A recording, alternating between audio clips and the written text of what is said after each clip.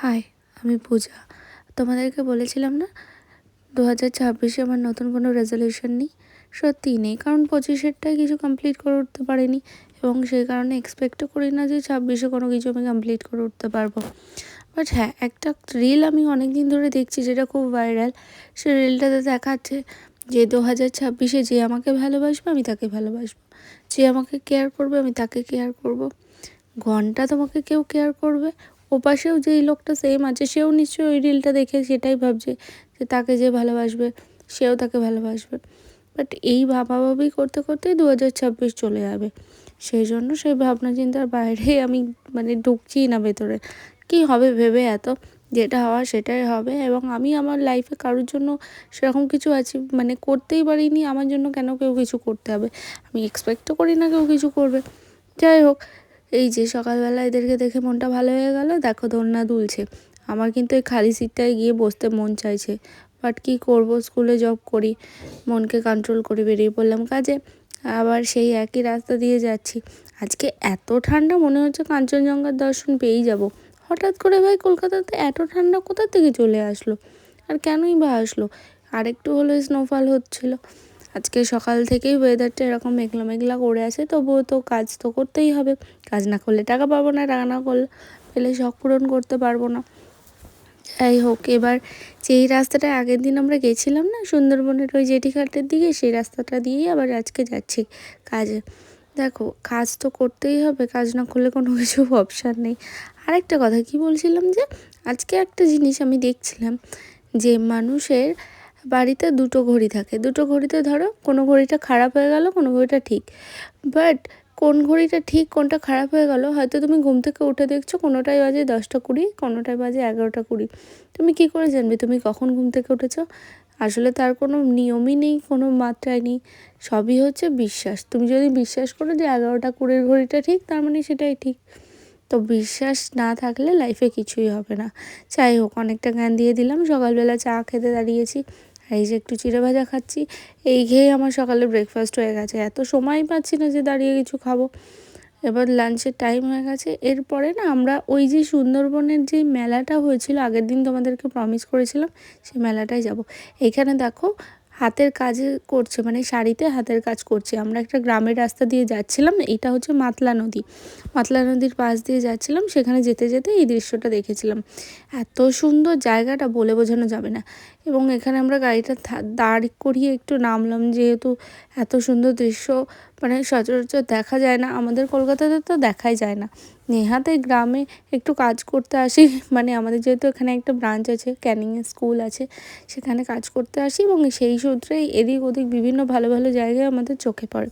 দেখছো, এটা হচ্ছে মাতলা নদী। কতটা চওড়া, সত্যিই খুব সুন্দর। আমি শুনলাম এই নদীতে নাকি কুমিরও আছে। শুনে একটু ভয় লাগছিলো, তারপরে মনে হলো ধুর বাবা, কুমিরও আমাকে নেবে না, নিয়ে গেলে ফেরত দেবে, কী পাবে নিয়ে গিয়ে। যাই হোক, এখান থেকে একটু পোজ দিয়ে চলে আসছিলাম। এবার যাবো ওই যে সুন্দরবনের মেলাটায় এবং একটা গ্রামের রাস্তা দিয়ে। দেখছো, আজকে মঙ্গলবার বলে এখানে না হাট বসেছে। হাটে বিভিন্ন রকম জিনিসপত্র পাওয়া যাচ্ছিলো, সবজি থেকে শুরু করে বিভিন্ন অনেক রকম জিনিস, সেগুলো দেখতে দেখতে আমরা যাচ্ছিলাম এবং অনেকটা ভিড়ও হয়েছিল।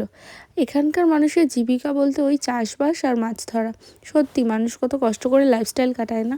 যাই হোক, এই দেখো গ্রামের রাস্তা, চারিদিকে পুরো এক তো কি বলবো, মানুষজন, তারপরে গরু ছাগল সব কিছু পার করে আমরা রাস্তা দিয়ে সাবধান হয়ে যাচ্ছিলাম। বাই চান্স যদি কারুর মুরগির উপরে গাড়িটা তুলে দেয়, গাড়ি তো গেলই, আমরাও গেলাম।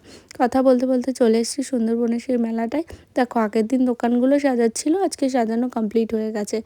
এখানে বিভিন্ন রকম স্টল আছে। এইটা হচ্ছে একটা পুরানো থিম। থিম কি, বিভিন্ন রকম পেন্টিং দিয়ে এখানে একটা স্টল রাখা হয়েছে। জাস্ট ওখানে একটা ক্লিপিংস আমি নিলাম। কিছুই আমি বুঝতে পারিনি, মাথার উপর দিয়ে যদিও বা চলে গেছে। এগুলো হচ্ছে হাতের কাজ করা বিভিন্ন রকম জিনিস। এগুলোকে কালার করা হয়েছে। আমি দেখছিলাম আগের দিন ওই পোড়ামাটির ওইগুলোতে নিজেরা বসেই ওনারা কালার করছিলেন। কালারগুলো ম্যাট ফিনিশ, গ্লসি সব রকমই আছে। এটা হচ্ছে বইয়ের দোকান, যার সাথে দূর দূরান্ত আমার কোনো সম্পর্ক নেই। যাই হোক, ওখান থেকে আবার চলে গেলাম এখানে। কি একটা করেছে ভাই, বুঝতে পারিনি, এটাও আমার মাথার উপর থেকেই গেছে। এবার যাব হচ্ছে একটা অন্য জায়গায়, পিঠের দোকান। শীতকালের মেলা মানে পিঠে মানে নানা রকম পিঠে। দেখো এখানেও অ্যাজ ইউজুয়াল সেরকম অনেক ধরনের পিঠে ছিল এবং দামগুলোও দেখো মেনশন করা আছে। খুব একটা ভ্যারাইটি ছিল না, কয়েকটা ভ্যারাইটিই ছিল এবং ওখানে অনেকেই খাচ্ছিল দাঁড়িয়ে। খেয়ে নিলাম সেই বিখ্যাত গুড়ের চা। আর এই যে এই দোকানটা থেকে আমি আগের দিন অনেকগুলো ক্লাচার কিনেছি, সবগুলো ওই 20 টাকা 30 টাকা এরকম করে দাম। তো ভালো লেগে গেছিলো, অনেকগুলো কিনে নিয়েছি। এখান থেকে আরও অনেক কিছু পাওয়া যাচ্ছিলো, ছোট ছোট জিনিস, মানে বাচ্চাদের অনেক রকম খেলনার জিনিস, তারপরে ইয়াররিংস, হার, তারপরে এখানে ছিল অনেকগুলো গার্ডার, আরও বিভিন্ন ছোট ছোট ফুচকার জিনিসপত্র। এগুলো দেখতে খুব ভালো লাগে মেলায়, একটা নস্টালজিক ফিলিংস আসে। ছোটোবেলায় যখন মা বাবার সাথে যেতাম মেলায়, তখন এগুলো দেখতাম আর বায়না করতাম। তখন হয়তো কাছে টাকা থাকতো না বলে কিনতে পারতাম না, সবসময় বায়না করলে মা বাবাও কিনে দেবে সেটাও কোনো ঠিক না।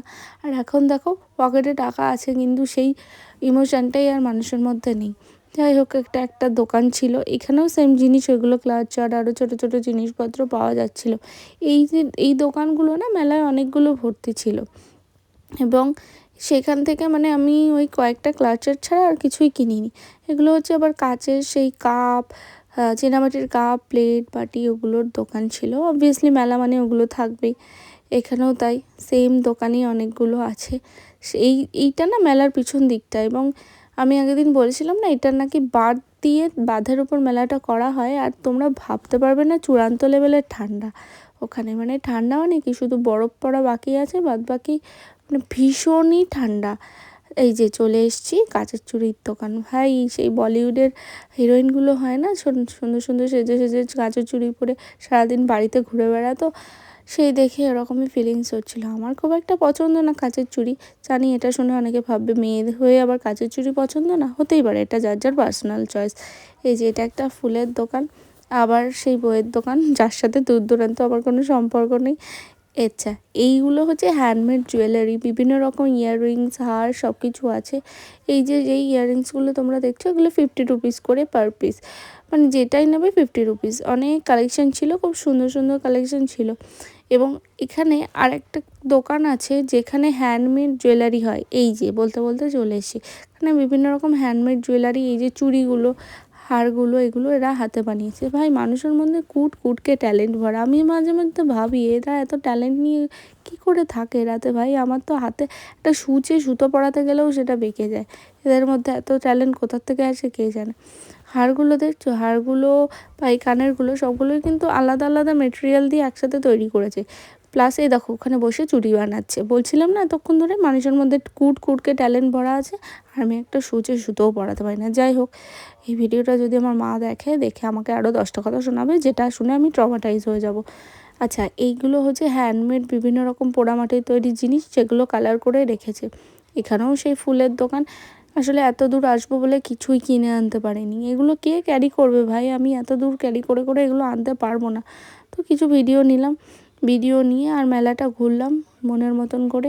এখানে কিছু জামাকাপড়ের দোকান ছিল, খুব একটা ভালো না, নর্মাল বলতে গেলে। এরকম জামাকাপড় আমাদের গড়িয়াহাটে অনেক পাওয়া যায়, তো এখান থেকে কিনে বাড়ি নিয়ে যাওয়ার কোনো মানেই হয় না। বাট আমি মেলাটা ঘোরাবো বলে তোমাদেরকে তাই ছোটো ছোটো করে ক্লিপিংস নিয়েছিলাম। আমি জানি না অতদূর মেলায় কে যাবে, মানে আমি যেখানে থাকি আমার কোনো বন্ধুবান্ধব ওদিকে যাবে না। আমি কাজে যাই, মানে আমার অফিস যেহেতু ওইদিকে মাঝে মধ্যে যেতে হয় অফিসের কাজে, সেই কারণেই মেলাটা ঘোরা। আর বলেছিলাম না মেলায় আমাদের নিজস্ব একটা স্টল আছে স্কুলের, সেই কারণে একবার ভিজিটে গেছিলাম। আর একদিন হয়তো যাব, সেদিন আর ঘুরবো না, ওখানে স্টলে কিছুক্ষণ টাইম কাটিয়ে চলে আসবো।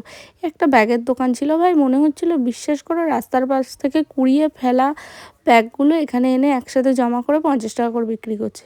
যাই হোক, এগুলো হচ্ছে রূপোর তৈরি পলা বাঁধানো, এবং এগুলো মোটামুটি ওই যে সিঙ্গেল পিস পলাগুলো, এগুলো 1100 টাকা করে চাইছিলো।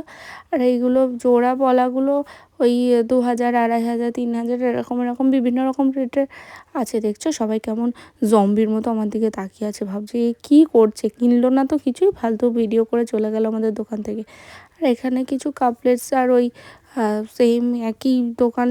আর এইগুলো হচ্ছে খাবারের দোকান ছিল, ওখানে মোমো, বিভিন্ন রকম খাবার। এই খাবার খেলে মোটামুটি আর 3 দিন আমায় বাথরুম থেকে বেরোতে পারবো না। যাই হোক, কিছুই খাইনি। আবার এই যে মেলার বাইরের এই খাবারের দোকানগুলো ঘুরে দেখালাম। দেখো সারাদিন অনেক হ্যাট্রিক জার্নি গেছে, 150 কিলোমিটার জার্নি করেছি, বাট ওই যে কথা আছে না, হাল ছেড়ো না বন্ধু, একদিনে হবে না কিন্তু একদিন হবে। এই কথাটাই আমি বিশ্বাস করি এবং সেই বিশ্বাস করা নিয়ে টায়ার্ড ফেস এবং এনার্জি তো একটুও থাকে না শরীরে, তবুও বাড়িতে ফিরছি এনার্জি নিয়ে। নতুন দিন শুরু করব কাল থেকে আবার, প্রত্যেক দিন আলাদা আলাদা জানি। বাই, দেখা হচ্ছে কাল।